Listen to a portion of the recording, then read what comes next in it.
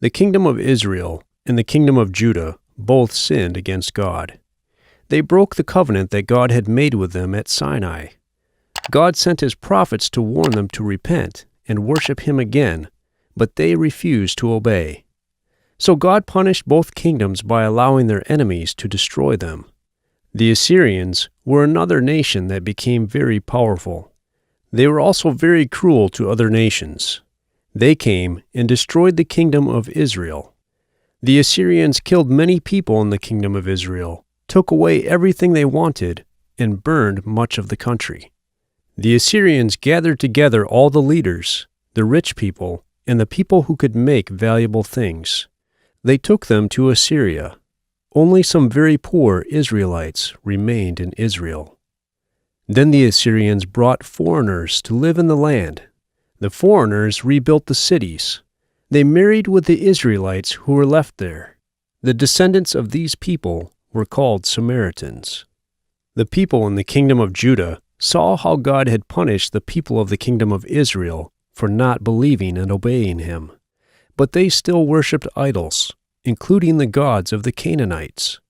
God sent prophets to warn them, but they refused to listen. About 100 years after the Assyrians destroyed the kingdom of Israel, God sent Nebuchadnezzar, king of the Babylonians, to attack the kingdom of Judah. Babylon was a powerful nation. The king of Judah agreed to be Nebuchadnezzar's servant and pay him a lot of money every year. But after a few years, the king of Judah rebelled against Babylon.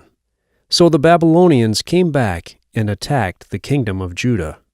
They captured the city of Jerusalem, destroyed the temple, and took away all the treasures of the city and the temple.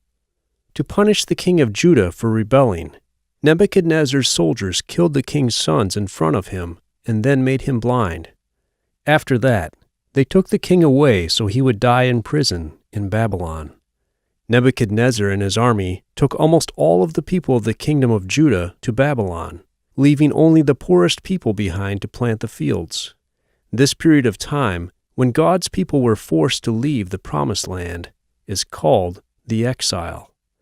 Even though God punished his people for their sin by taking them away into exile, he did not forget them or his promises. God continued to watch over his people and speak to them through his prophets. He promised that, after 70 years, they would return to the promised land again. About 70 years later, Cyrus, the king of the Persians, defeated Babylon. So the Persian Empire now ruled many nations instead of the Babylonian Empire. The Israelites were now called Jews. Most of them had lived their whole lives in Babylon. Only a few very old Jews even remembered the land of Judah.